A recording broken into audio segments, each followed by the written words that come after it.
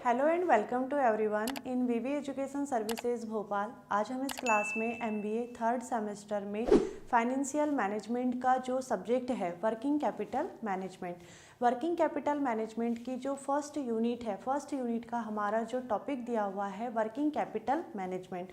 Working capital management का sub topic classification of working capital management. आज हम यहाँ पर जो वर्किंग कैपिटल मैनेजमेंट है उसका जो क्लासिफिकेशन है, मतलब यहाँ पर जो उसका वर्गीकरण है, वर्गीकरण के बारे में हम यहाँ पर डिस्क्राइब करेंगे कि जो वर्किंग कैपिटल मैनेजमेंट है उसका क्लासिफिकेशन क्यों किया गया है और किस टाइप से किया गया है, कितने टाइप में किया गया है, सारी चीज़ों को हम यहाँ पर डिस्क्राइब करेंगे। फर्स्ट ऑफ ऑल हम यहाँ पर जो वर्किंग कैपिटल है, वर्किंग कैपिटल क्या होता है उसको डिस्क्राइब करते हैं। देखो, वर्किंग कैपिटल जो यहाँ पर किसी भी बिजनेस में डे टू डे ऑपरेशन के लिए, मतलब जो भी यहाँ पर दिन प्रतिदिन का काम होता है किसी भी बिजनेस में या ऑर्गेनाइजेशन में, उसमें यहाँ पर जो भी डेली यूज़ में पैसा यूज़ हो रहा है उसे कहा जाता है वर्किंग कैपिटल। ठीक है, और वर्किंग कैपिटल जो डे टू डे ऑपरेशन में पैसा यूज़ हो रहा है उसे वर्किंग कैपिटल कहा जाता है। लेकिन वर्किंग कैपिटल मैनेजमेंट किसे कहा जाता है, तो ये जो दिन प्रतिदिन के काम में पैसा यूज़ हो रहा है उसे जब मैनेज करने का काम किया जाता है उसे कहा जाता है वर्किंग कैपिटल मैनेजमेंट। मतलब यहाँ पर जो वर्किंग कैपिटल है, वर्किंग कैपिटल को कहाँ यूज़ करना है, कैसे यूज़ करना है, कब यूज़ करना है, ये इन सारी चीज़ों को मतलब जब मैनेज किया जाता है, मतलब ये जो प्रोसेस होती है उसे कहा जाता है working capital management. Working capital क्या है, वर्किंग कैपिटल मैनेजमेंट क्या है, इन सारी चीज़ों पर हमने प्रॉपर टॉपिक जो था उस पर वीडियो बना दी है। आई होप आप उस टॉपिक को एक बार ज़रूर देखना। आज हम यहाँ पर जो वर्किंग कैपिटल मैनेजमेंट है उसके क्लासिफिकेशन को डिस्क्राइब करते हैं। तो अपना टॉपिक हम यहाँ पर स्टार्ट करते हैं, इसकी जो मीनिंग है यहाँ से। ठीक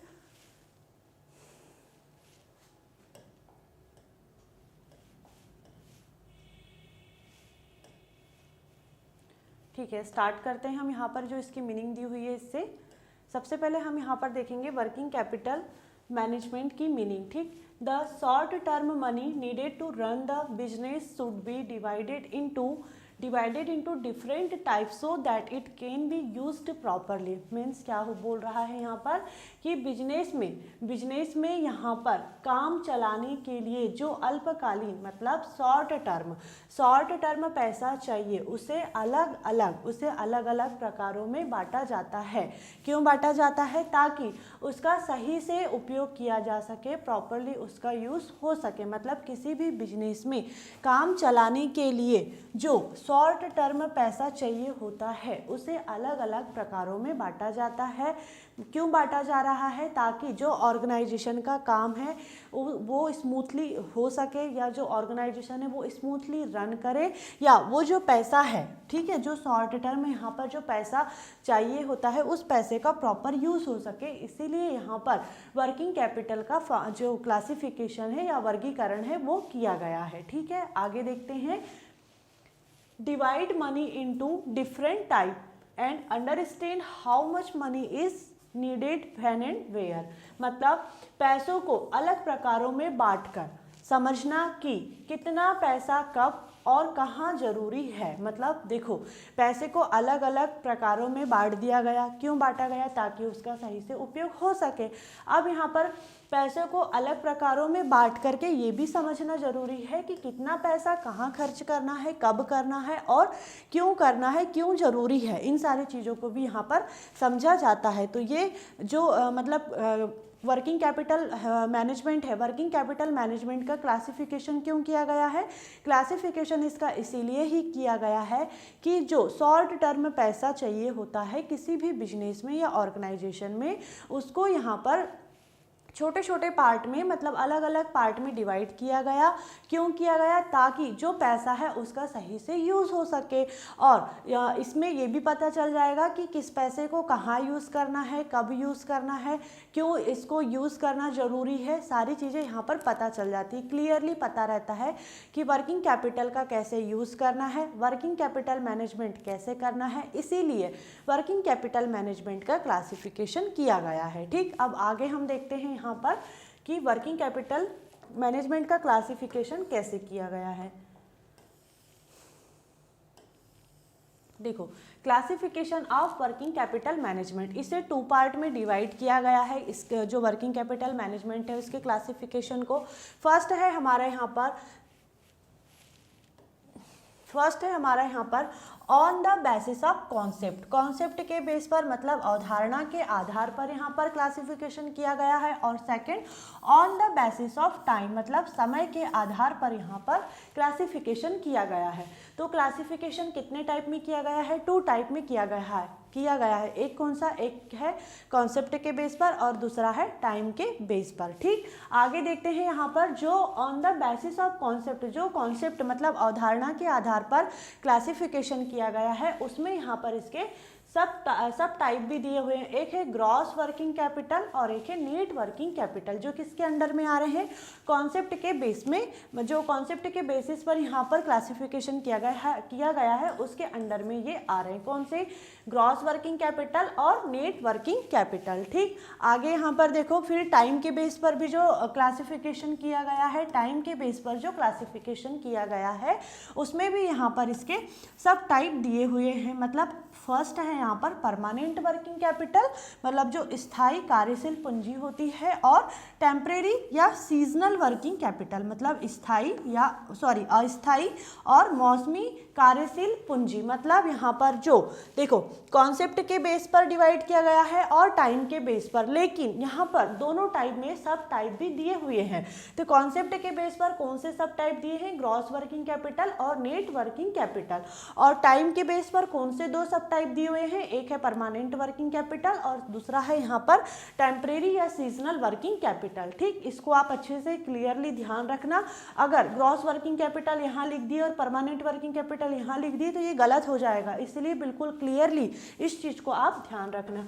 आगे अब हम यहाँ पर 1 बाय 1 करके सबसे पहले जो यहाँ पर लिखा हुआ है कॉन्सेप्ट के बेस पर, on the basis of concept, इसके बेस पर जो डिवाइड किया गया है कि gross working capital, net working capital, पहले हम इसको डिस्क्राइब करेंगे। उसके बाद में हम यहाँ पर जो परमानेंट वर्किंग कैपिटल है और जो सीजनल या टेम्परेरी वर्किंग कैपिटल है उसको डिस्क्राइब करेंगे। ठीक, तो स्टार्ट करते हैं आगे। देखो on the basis of concept, अवधारणा के आधार पर 2 टाइप में डिवाइड किया गया था। फर्स्ट क्या था? Gross working capital. ठीक, ग्रॉस वर्किंग कैपिटल जिसे हिंदी में बोलते हैं सकल वर्किंग कैपिटल। ठीक, आगे देखो यहाँ पर जो ग्रॉस वर्किंग कैपिटल है, gross working capital means business के सभी करेंट एसेट्स, मतलब जो चल परिसंपत्तियों का कुल योग होता है उसे कहा जाता है ग्रॉस वर्किंग कैपिटल।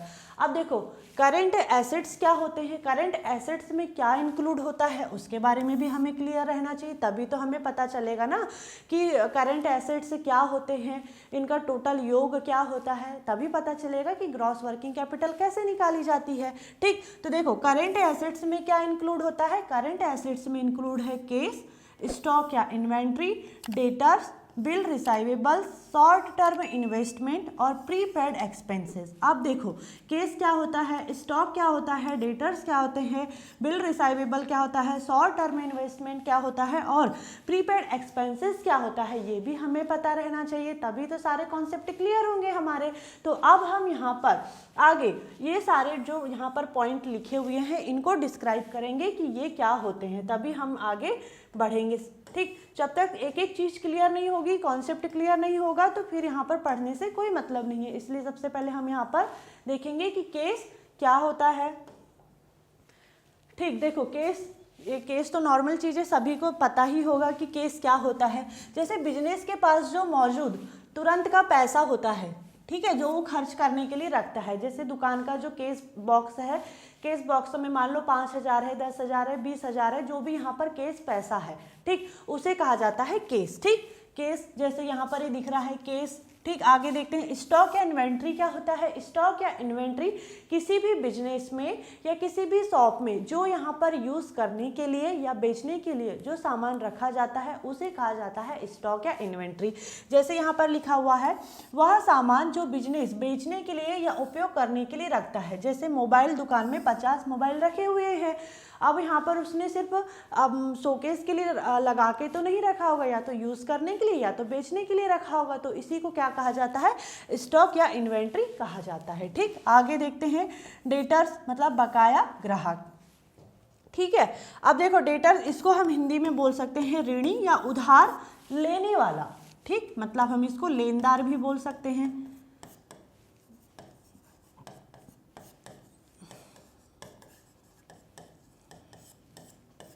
उधार लेने वाले को कहा जाता है ऋणी, ठीक है, और देने वाले को क्या कहा जाएगा, क्रेडिटर्स कहा जाएगा। जैसे मान लो कि आपने किसी से, कोई शॉप है, देखो डेटर्स और क्रेडिटर्स दोनों की मीनिंग क्लियर रहना चाहिए, वरना ये छोटी सी माइनर मिस्टेक आपको कभी कभी बहुत लॉस में लेकर जा सकती है। जैसे यहाँ पर डेटर्स, डेटर्स मीन्स क्या होता है, डेटर्स मीन्स होता है ऋणी, मतलब उधार लेने वाला। जैसे मान लो कि मैंने किसी से उधार ली हूं तो मैं डेटर्स हूं, और मैंने किसी को उधार दी हूं तब मैं क्रेडिटर्स हूं, ठीक है। और क्रेडिटर्स क्या होता है, उधार देने वाला, मतलब हम इसको क्रेडिटर्स को देनदार भी बोल सकते हैं, और जो डेटर्स है उसको हम लेनदार भी हिंदी में बोल सकते हैं, ठीक। आगे देखते हैं, वे ग्राहक जिन्होंने सामान तो लिया है पर पैसा बाद में देंगे, मतलब बात वही है कि इसने उधारी में सामान लिया है, उधार लिया है, ठीक। उधार लेने वाला लेनदार ऋणी डेटर्स और देने वाला क्रेडिटर्स, ठीक। जैसे मान लो कि यहाँ पर ये राम है, ठीक है, ये राम है, ये राम ने यहाँ पर ये जो लोगों के हाथ दिख रहे होंगे आपको, ये इनसे उधार लिया है, तो ये क्या हुआ, डेटर्स हुआ, इसने उधार लिया है राम ने, और ये क्या हुए, इन्होंने उधार दिया है तो ये क्रेडिटर्स हुए, ठीक। जैसे आगे यहाँ पर लिखा है, राम ने उधार पर 2000 का सामान लिया, तो यहाँ राम क्या हो गया, डेटर्स हो गया, क्योंकि इसने उधारी पर सामान लिया है, और अगर देता तो क्रेडिटर होता, ठीक। आगे देखते हैं, देखो बिल रिसाइवेबल क्या होता है। अब बिल रिसाइवेबल लिखित वादा बिल, जिसके अनुसार बिजनेस को भविष्य में पैसा मिलेगा।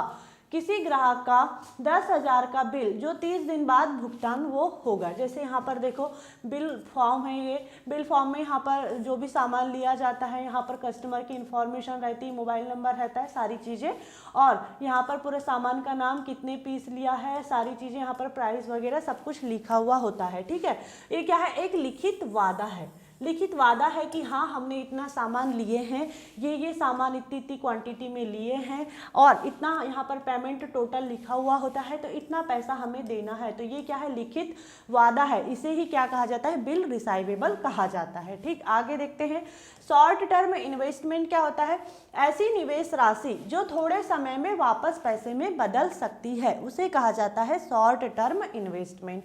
प्रीपेड एक्सपेंसेस क्या होता है, वे खर्चे जिनका पैसा पहले दे दिया गया है, पहले से ही प्रीपेड है, ठीक है, ऐसा खर्चा जिनका पैसा पहले से दे दिया गया है लेकिन लाभ बाद में मिलेगा। जैसे मान लो कि कोई एक दुकान है, उस दुकान ने 1 साल का 12,000 का प्रीमियम पहले ही भर दिया, या हम ये कह सकते हैं कि कोई एक दुकान है, उस एक दुकान ने यहाँ पर जो भी उसको रेंट देना होता होगा, मान लो कि रेंट पे कोई शॉप है, उसने अपना यहाँ पर जो रेंट है, रेंट यहाँ पर पहले ही ऑनर को दे दिया, तो ये क्या है, प्रीपेड एक्सपेंसेस है, ठीक। आगे देखते हैं आप, अच्छा हम यहाँ पर ये जो डिस्क्राइब कर रहे हैं ये क्या है, ये यहाँ पर करेंट एसेट्स में जो इंक्लूड है उनके बारे में डिस्क्राइब कर रहे हैं स्टेप बाय स्टेप। आगे देखते हैं आप, देखो अब यहाँ पर देखो ग्रॉस क्यों कहा जाता है, ग्रॉस वर्किंग कैपिटल क्यों कहा जाता है, ये भी हमें पता रहना चाहिए, क्योंकि इसमें सिर्फ करेंट एसेट्स गिने जाते हैं, ठीक है, गिने जाते हैं, किसी भी देनदारी मतलब जो लायबिलिटी होती है उसे घटाया नहीं जाता है। किसी ने अगर उधार पर सामान भी ले गया है तो यहाँ पर उस पैसे को माइनस में नहीं लिया जाता है, घटाया नहीं जाता है, यहाँ पर सारी चीज़ों को सिर्फ काउंट किया जाता है, इसीलिए कहा जाता है इसे ग्रॉस वर्किंग कैपिटल, मतलब जो करेंट एसेट्स हैं उसे सिर्फ गिना जाता है, घटाया नहीं जाता है, ठीक। एग्जाम्पल देखते हैं, जैसे मान लो कि किसी शॉप के पास में 20,000 रुपये केस है, ठीक, उसके पास में उसकी शॉप में स्टॉक है 50,000 का, और डेटर्स मतलब उसने उधार पे सामान दिया है 30,000 का, ठीक। अब यहाँ पर total current assets current assets कितना है यहाँ पर, सबको यहाँ पर प्लस कर लिया जाएगा, क्योंकि घटाने की तो बात यहाँ कर ही नहीं रहा है ना, घटाया नहीं जाएगा बोल रहा है, तो सारी चीज़ों को यहाँ पर क्या करेंगे, प्लस कर लेंगे। तो ग्रॉस वर्किंग कैपिटल निकल के आती है यहाँ पर 1 लाख रुपए। ठीक है, 1 लाख रुपए कितनी क्या निकल कर आया, ग्रॉस वर्किंग कैपिटल यहाँ पर। ठीक, यहाँ से हमने कुछ भी माइनस नहीं किए, जो उधार पर डेटर्स ने भी जो भी यहाँ पर उधार में सामान लेकर के गया है, क्रेडिट पर जो भी सामान लेकर के गए हैं, तो उसको भी यहाँ पर माइनस नहीं किया गया, सारी चीज़ों को प्लस किया गया है, और उसके बाद में जो अमाउंट निकल करके आता है उसे कहा जाता है ग्रॉस वर्किंग कैपिटल। ठीक, बिजनेस के पास शॉर्ट टर्म में उपयोग होने वाली कुल संपत्ति को ग्रॉस वर्किंग कैपिटल कहा जाता है। जैसे अभी हमने यहाँ पर देखे कि किसी भी चीज को माइनस नहीं किया गया, प्लस किया गया, इसीलिए इससे क्या कहा जाता है, ग्रॉस कहा जाता है। आगे देखते हैं, अब हम यहाँ पर देखेंगे नेट वर्किंग कैपिटल क्या होता है। ठीक, नेट वर्किंग कैपिटल क्या होता है इसके बारे में डिस्क्राइब करते हैं। देखो, नेट वर्किंग कैपिटल का जो फॉर्मूला है वो है current assets minus current liability. Current assets अभी हमने यहाँ पर डिस्क्राइब किए। देखो, जो ग्रॉस वर्किंग कैपिटल था, ग्रॉस वर्किंग कैपिटल में सिर्फ हमने यहाँ पर करंट एसेट्स के बारे में पढ़े थे।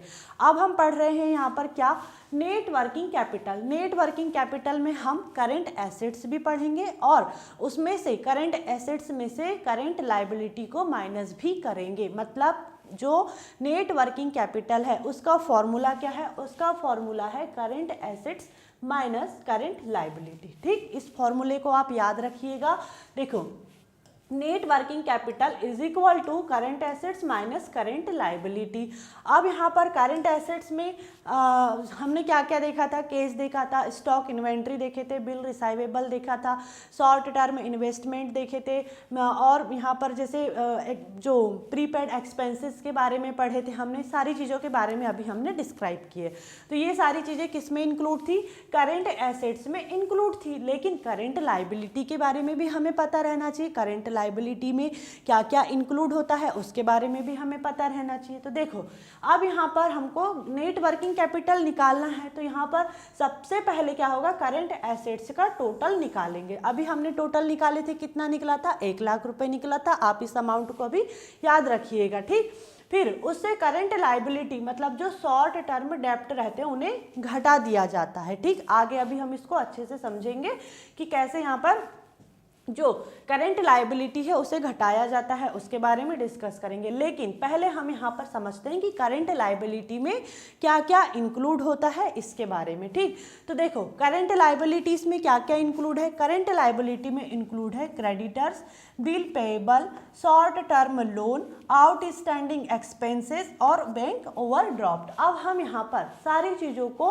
1 बाय 1 करके डिस्क्राइब करेंगे कि क्रेडिटर्स क्या होता है, बिल रिसाइवेबल्स क्या होते हैं, शॉर्ट टर्म लोन क्या होता है, आउटस्टैंडिंग एक्सपेंसेस क्या होता है और बैंक ओवरड्राफ्ट क्या होते हैं। सबसे पहले हम यहाँ पर देखेंगे क्रेडिटर क्या होते हैं। देखो, क्रेडिटर्स मतलब बकाया सप्लाई करने वाला। क्रेडिटर्स क्या होता है, वो सप्लायर जिनका सामान ले लिया है लेकिन पैसे बाद में देंगे। जैसे यहाँ पर इसने मतलब क्रेडिटर्स क्या है, क्रेडिटर्स जिसने उधार दिया है। ठीक है, उधार दिया है, लिया नहीं है, दिया है, उसे क्रेडिटर कहा जाता है। जैसे दुकान ने रमेश ट्रेडर से 20,000 का माल उधार लिया। ठीक है, तो यहाँ पर रमेश ट्रेडर क्या है, क्रेडिटर है। क्यों, क्योंकि दुकान ने उधार लिया है, दुकान ने यहाँ उधार लिया है, तो ये क्या हुई, डेटर्स हुई, और रमेश ट्रेडर ने उधार दिया है, इसलिए ये क्या हुई, क्रेडिटर हुई। ठीक, बिल रिसाइवेबल क्या, सॉरी, बिल पेएबल क्या होता है, लिखित बिल या दस्तावेज जिसके अनुसार बिजनेस को भविष्य में भुगतान करना होता है। ठीक, कंपनी को 30 दिनों के बाद सप्लायर का 15,000 वाला बिल चुकाना है, यह बिल पेएबल है। फिर शॉर्ट टर्म लोन क्या होता है, वो कर्ज जो कम समय 1 साल के अंदर, ठीक है, कम समय मतलब 1 साल के अंदर में चुकाना पड़ता है। बिजनेस ने बैंक से 6 महीने के लिए 50,000 का लोन लिया, ये क्या है, शॉर्ट टर्म लोन है। अब ये 50,000 बिजनेस वाले को यहाँ पर 6 महीने में या 1 साल के अंदर चुकाना पड़ेगा, तो ये क्या हुआ, शॉर्ट टर्म लोन हुआ। आगे देखते हैं अब यहाँ से। ठीक है, देखो आगे यहाँ पर लिखा हुआ है आउटस्टैंडिंग एक्सपेंसेस। ठीक, मतलब आउटस्टैंडिंग एक्सपेंसेस क्या होता है? खर्च हो चुका है, मतलब जो पैसा खर्च हो चुका है लेकिन उसका पैसा अभी तक नहीं दिया गया। जैसे खर्च हो चुका है पैसा लेकिन पैसा नहीं दिया गया, मतलब मान लो कि दिसंबर का, अभी दिसंबर चल रहा है, अपनी साल का आखिरी महीना चल रहा है दिसंबर। मान लो इस साल दिसंबर में अभी जो भी यहाँ पर एम्प्लॉय की सैलरी होगी या बिजली का बिल होगा वो यहाँ पर नहीं दिया गया, लेकिन मैनेजमेंट ने इसका पैसा दे दिया है। ठीक है, अब यह क्या है? आउटस्टैंडिंग एक्सपेंसेस है, मतलब मैनेजमेंट ने पैसा दे दिया है का मतलब मैनेजमेंट, जैसे कि कोई एक बिजनेस ने, एक कोई ऑर्गेनाइजेशन है, ठीक है, एक ऑर्गेनाइजेशन है, उस ऑर्गेनाइजेशन में जो भी यहाँ पर कहना चाहिए कि फाइनेंस का काम करता होगा, जो भी फंड संभालता होगा, जो भी पैसे का काम करता होगा, फाइनेंस मतलब वही पैसे का जो भी काम करता होगा, वो एम्प्लॉय को सैलरी देने का काम करता होगा, जो भी इलेक्ट्रिसिटी बिल आता होगा, वाटर बिल आता होगा, ट्रांसपोर्ट का खर्चा जो भी आता होगा, सारी चीज़ों का एक्सपेंसेस वही हैंडल करता है। ठीक है, अब यहाँ पर क्या हुआ कि जो मैनेजर है, मैनेजर का काम है कि वो एम्प्लॉय को सैलरी दे। अब यहाँ पर जो फाइनेंस डिपार्टमेंट है, फाइनेंस डिपार्टमेंट ने मैनेजर को पैसे दे दिए कि सारे एम्प्लॉय को सैलरी दे दीजिए। मैनेजर ने उस पैसे को खर्च कर लिया और एम्प्लॉय को तो सैलरी ही नहीं मिली। मतलब क्या हुआ कि मैनेजमेंट ने पैसा दे चुका है उस चीज़ का, लेकिन अभी भी यहाँ पर एम्प्लॉय को सैलरी नहीं मिली। मतलब पैसा यहाँ पर खर्च हो चुका है लेकिन अभी तक यहाँ पर जो एम्प्लॉय को है सैलरी नहीं दी गई है। ये सिर्फ एक एग्जाम्पल था, मतलब जो बकाया वेतन है या बिजली का बिल है वो अभी भी नहीं मिला है, मतलब आउटस्टैंडिंग एक्सपेंसेस हुआ ये। ठीक, बैंक ओवरड्राफ्ट क्या होता है? बैंक खाते में बैलेंस कम होने पर भी बैंक से एक सीमा तक, ठीक, एक सीमा तक पैसे निकालने की सुविधा। जैसे खाते में, मतलब जो अकाउंट है, अकाउंट में जीरो बैलेंस होने पर भी दुकान ने 25,000 निकाल लिए, यही क्या है? बैंक ओवरड्राफ्ट है। ठीक, जैसे आगे देखो यहाँ, जब आपका खाता शून्य हो, ठीक, जब आपका जो बैलेंस है, अकाउंट बैलेंस है, वो जीरो हो जाता है तो बैंक आपको, मतलब यहाँ पर जो बैंक है, बैंक आपको लेन देन पूरा करने के लिए अतिरिक्त धन उधार लेने देता है। ये जो फैसिलिटी है, इस फैसिलिटी का जो उपयोग करने पर यहाँ पर ब्याज भी देना पड़ता है और कुछ शुल्क भी लगते हैं। ठीक, मतलब बैंक ओवरड्राफ्ट क्या है? बैंक ओवरड्राफ्ट सिर्फ यही है कि अकाउंट में अगर जीरो बैलेंस है तब भी यहाँ पर एक जो बैंक है, बैंक कुछ पैसों का लेन देन करने के लिए फैसिलिटी देती है, उसे बैंक ओवरड्राफ्ट कहा जाता है। देखते हैं आगे। देखो करंट एसेट्स, हमने यहाँ पर करंट एसेट्स कितना निकाले थे? ऊपर वाले डाटा से 1 लाख रुपए हमने डाटा निकाले थे, किसी भी चीज़ को इसमें माइनस नहीं किए थे। अब मान लेते हैं हम करंट लाइबिलिटी, करंट लाइबिलिटी यहाँ पर मान लेते हैं कि 40,000 है। ठीक, अब यहाँ पर देखते हैं हम जो करंट एसेट्स माइनस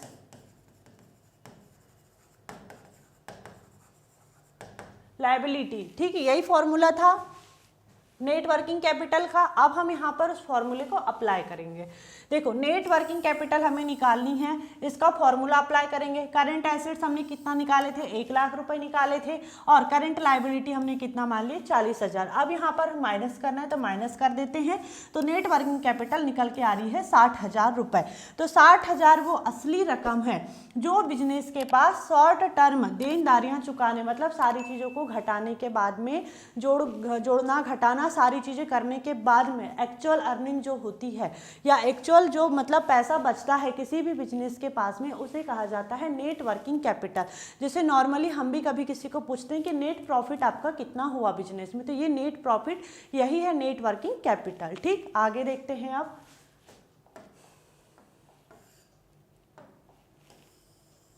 देखो अब दोनों में डिफरेंसेस क्या है इसके बारे में भी पढ़ लेते हैं। दोनों में जो मेन डिफरेंसेस है वो हम देखते हैं यहाँ पर किस बेस पर देखेंगे। सबसे पहले देखो, सबसे पहले हम यहाँ पर देख लेते हैं कि इसमें क्या इंक्लूड है। ग्रॉस वर्किंग कैपिटल और नेट वर्किंग कैपिटल अभी हमने पढ़े। अब हम यहाँ देख लेते हैं कि ग्रॉस वर्किंग कैपिटल में क्या इंक्लूड था। सिर्फ करेंट एसेट्स इंक्लूड था और नेट में क्या था, current assets minus current liability, ये क्या है, इसका फॉर्मूला भी है। फिर इसमें क्या बताया जाता है, इसमें जो भी टोटल यहाँ पर उपलब्ध जो भी रिसोर्स होते हैं सभी चीज़ों को गिना जाता है, घटाया कुछ भी नहीं जाता, कोई भी लायबिलिटी को नहीं घटाया जाता। लेकिन इसमें क्या होता है, जो एक्चुअल अर्निंग होती है या जो एक्चुअल फंड होता है सारी लायबिलिटी को जोड़ने घटाने के बाद में वो आता है नेट वर्किंग कैपिटल में। ठीक, इसमें क्या जोड़ा जाता है, इसमें टोटल अमाउंट को जोड़ा जाता है और इसमें फाइनेंशियल स्ट्रेंथ को देखा जाता है। मतलब यहाँ पर जो करेंट एसेट्स होते हैं, करेंट एसेट्स में से जो भी यहाँ पर लायबिलिटी होती है उसे माइनस किया जाता है, प्लस किया जाता है, सारी चीज़ों के बाद में जो यहाँ पर एक्चुअल फंड होता है उसे कहा जाता है यहाँ पर नेट वर्किंग कैपिटल। ठीक, मतलब हमने यहाँ पर अभी जो ग्रॉस वर्किंग कैपिटल पढ़े थे, नेट वर्किंग कैपिटल पढ़े थे, दोनों के डिफरेंसेस को भी क्लियर कर लिया।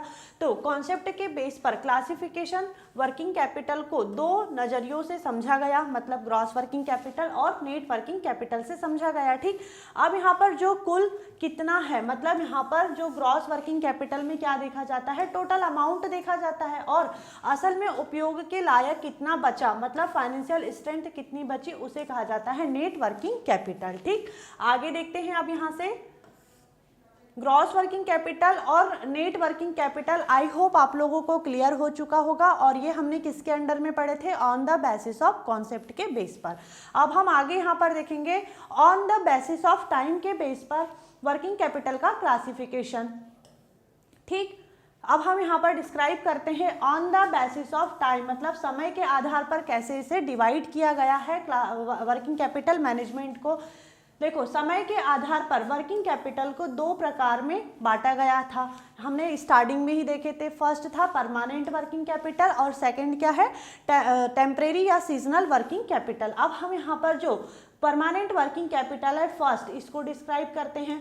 जो वर्किंग कैपिटल बिजनेस को हर समय चाहिए होता है, हर समय चाहिए होता है, ठीक है, एवरी टाइम, चाहे यहाँ पर सेल कम हो या ज़्यादा हो, मतलब जो भी बिक्री है, बिक्री चाहे कम हो या ज़्यादा हो, डज नॉट मैटर, मैटर करता है कि ये हमेशा चाहिए। ठीक, उसे परमानेंट वर्किंग कैपिटल कहा जाता है। ठीक, जैसे यह कभी ख़त्म नहीं होता, बस थोड़ा ऊपर नीचे हो सकता है, थोड़ा बहुत ऊपर नीचे हो सकता है, लेकिन कभी ख़त्म नहीं होता। और ये जो परमानेंट वर्किंग कैपिटल है हर समय चाहिए होगा। ठीक है, चाहे यहाँ पर जो सेल है, सेल इंक्रीज हो या फिर यहाँ पर वो डाउन अप हो या फिर डाउन हो। ठीक, अब यहाँ पर देखते हैं कि ये क्यों ज़रूरी है, मतलब जो परमानेंट वर्किंग कैपिटल है वो क्यों ज़रूरी है, ताकि यहाँ पर जो रोज़ का किसी भी बिजनेस में या शॉप में रोज़ का स्टॉक, मतलब वही कि यहाँ पर जो सामान है, इन्वेंट्री है, वो बनाए रखने के लिए, मिनिमम केस रखने के लिए।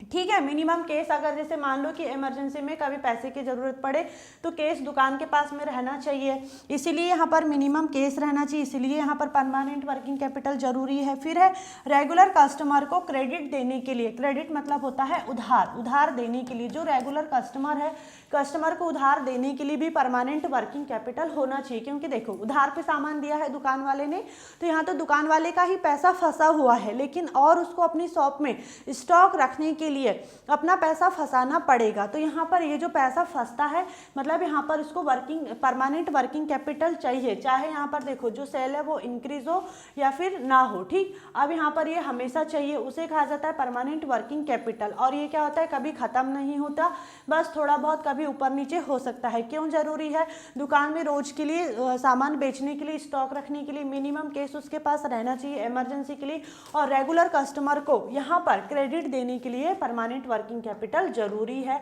आगे देखते हैं,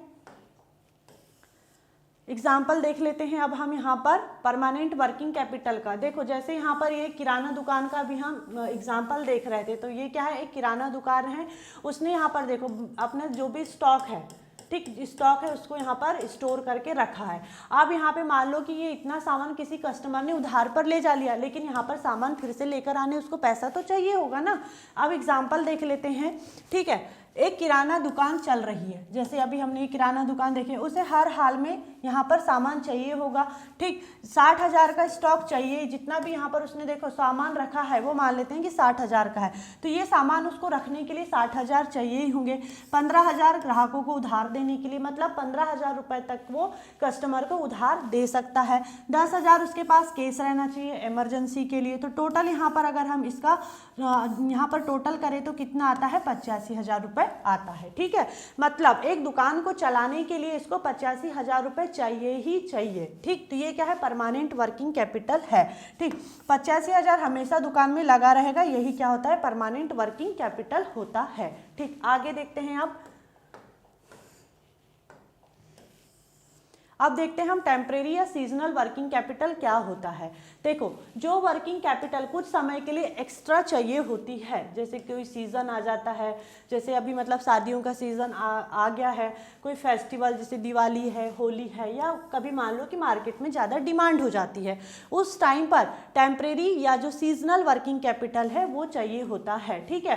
टेम्परेरी वर्किंग कैपिटल इसे ही कहा जाता है, काम खत्म होते ही यह घट भी जाता है, ठीक। जैसे यहाँ पर एक आपको शॉप दिख रही होगी, इस शॉप में यहाँ पर छोटे छोटे मिट्टी के दिए हैं, यहाँ पर फूलों की माला है, लाइटिंग्स लगी हुई है, और यहाँ पर भी ये झूले या दिए वगैरह लगे हुए हैं, ठीक है। तो ये दिवाली के टाइम पर ऐसी दुकानें लगती है, दिवाली के टाइम पर ही मिट्टी के दिए, लाइट्स वगैरह और सारी चीज़ें देखने को मिलती है। तो ये क्या है, एक सीज़न है, मतलब सीज़न कह सकते हैं, या एक फेस्टिवल है, तब यहाँ पर इसकी डिमांड है। बाकी टाइम पर आपको मिट्टी के दिए कोई बेचते हुए दिखेगा, नहीं दिखते हैं। तो यहाँ पर क्या है, डिमांड बढ़ गई है, कोई सीज़न है इसका, कोई फेस्टिवल है, जैसे अभी ठंड का टाइम चल रहा है तो आपको बहुत सारी जगहों पर स्वेटर्स और जैकेट्स देखने को मिलेगी, लेकिन क्या साल भर आपको स्वेटर और जैकेट कहीं मिलेगी, नहीं मिलती है। तो यहाँ पर ये जो एक्स्ट्रा यहाँ पर जो भी यहाँ स्टॉक रखने के लिए एक दुकान वाले को पैसे लगते हैं, उसे कहा जाता है परमानेंट या फिर टेम्परेरी वर्किंग कैपिटल, ठीक है। टेम्परेरी या सीजनल, परमानेंट नहीं, सॉरी, टेम्परेरी या सीजनल वर्किंग कैपिटल कहा जाता है, ठीक। आगे देखते हैं। अब देखो यहाँ पर ये क्यों बढ़ता है, जैसे त्योहारों में ज़्यादा बिक्री होती है, ठीक, त्योहारों में ज़्यादा बिक्री होती है, सीजनेबल बिजनेस होता है, जो जैसे अभी शादियों का सीज़न है तो शादियों के सीज़न में लोग ज़्यादा कपड़े खरीदते हैं। वैसे तो साल भर कपड़े खरीदते हैं, लेकिन सीज़न में थोड़ी ज़्यादा सेल हो जाती है, अचानक बढ़ी हुई मांग। जैसे मिट्टी के दिए लोग साल भर भी मिलते हैं, लेकिन नॉर्मली ये यहाँ पर रोड किनारे बहुत सारी दुकानें आपको दिवाली के टाइम पर ही लगी दिखेगी। तो यहाँ पर ये जो पैसा फंस रहा है दुकान वाले का, तो उसे ही कहा जाता है टेम्परेरी या सीजनल वर्किंग कैपिटल, ठीक। एग्जाम्पल देख लेते हैं इसका। देखो एग्जाम्पल है, जैसे अभी हमने किराना दुकान का एग्जाम्पल देखे, किराना दुकान का एग्जाम्पल देखें तो यहाँ पर क्या है, दिवाली के समय उसे एक्स्ट्रा स्टॉक खरीदना है, तो उसके लिए उसको 40,000 रुपये चाहिए।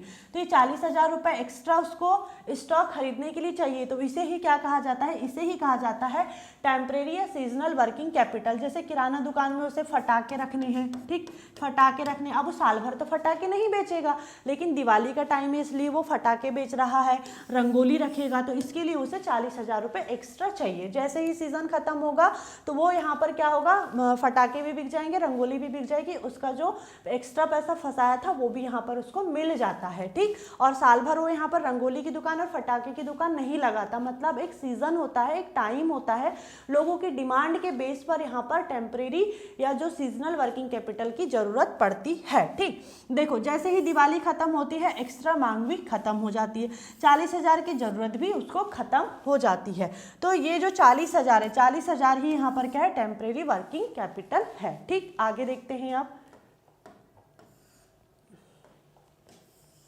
देखो अब दोनों में डिफरेंसेस देख लेते हैं, जैसे अभी हमने ग्रॉस वर्किंग कैपिटल में और नेट वर्किंग कैपिटल में देखे थे। देखो परमानेंट वर्किंग कैपिटल और टेम्परेरी वर्किंग कैपिटल क्या होता है, इसमें हम टाइम के बेस पर देखते हैं इसको। देखो परमानेंट वर्किंग कैपिटल हमेशा चाहिए, चाहे सेल ज़्यादा हो या कम हो, ये कभी ख़त्म नहीं होना चाहिए, ठीक। और ये कुछ समय के लिए चाहिए होती है, जैसे कोई सीज़न है, फेस्टिवल है, या डिमांड बढ़ जाए तब चाहिए होती है। देखो स्टेबिलिटी, ये हमेशा स्टेबल होता है, स्थिर रहता है और ये बदलते रहता है, ठीक।